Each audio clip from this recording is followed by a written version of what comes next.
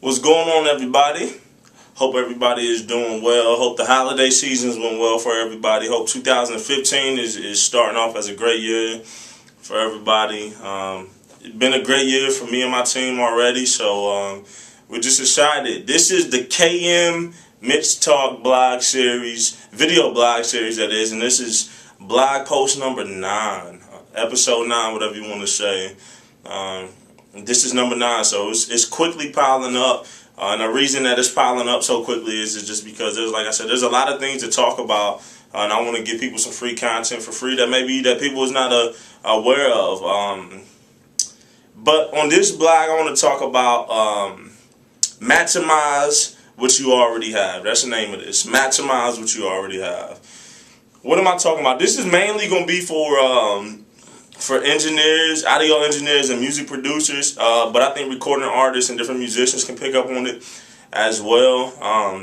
But I think, like I said, I've said in other video blogs I've done in this KM Mitch Talk series that there is a ton of options to buy. Like, whatever you want to buy, there's a lot of options of. So if you want to buy something as simple as a microphone cable, there's a ton of options. Headphones, equalizers, compressors, audio interfaces, monitor controllers and management, room treatments, plugins, digital audio workstations, control surfaces, blah, blah, blah, blah, blah. The list goes on. Like, there is a lot of options for studios these days, from really cheap stuff to affordable stuff to very high-end expensive stuff. However much money you want to spend, it is possible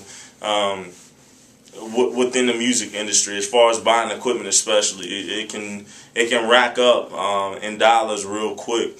But I think sometimes that we leave ourselves like this room for excuse, or almost like a clutch almost, to where it's like, say if you're an audio engineer, if I just had this plug-in, man, my mixes would sound, man, they would just sound good. If I just had this, my masters would sound good. If I just had this compressor, man, this would sound good. If I just had that reverb, it would sound good. Or for music producers, maybe if I just had this virtual instrument, right, it would sound good. If I just had this MIDI controller, if I just had this keyboard, then my music, it would sound so good.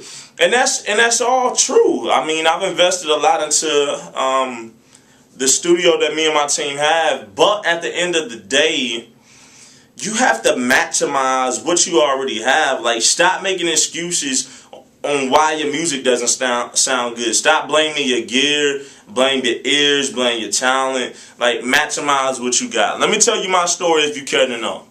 I started audio engineering, like, seriously I started getting into audio engineering seriously my freshman year of high school. My church, as a gift, they gave me some monitors, like some real whack monitors, like some little, I don't even know if they were 4 inches, like extremely small Yamaha monitors, like not even studio monitors. The kind of monitors that if you walk into a music store, like the little speakers that sit on like electric drum sets, right? That's what kind of monitors, like not studio monitors, nothing from Mitch and the Master, no way. That's what they gave me, and they gave me an analog 4-track tape recorder, right? No, seriously, like you put I had to buy cassette tapes. I had 4 tracks, and each channel had a volume fader, had a pan knob on it, and then it had a 3-band equalizer. That was it. I had to work with what I had, right? So that was completely analog. Then moving into digital, in 2004, I was introduced to Co-Edit Pro, which is now Adobe Audition. I used that for like 10 years. I just stopped using it this summer. I switched to Studio One Professional, way better. Anyways, though, I mixed great music with just a laptop, those same Yamaha speakers, and Co-Edit Pro. No third-party plugins, no analog gear. Just that. Just my $150 Yamaha interface, a computer, speakers, and software. And all the plugins that came with the software. There was no third-party ones.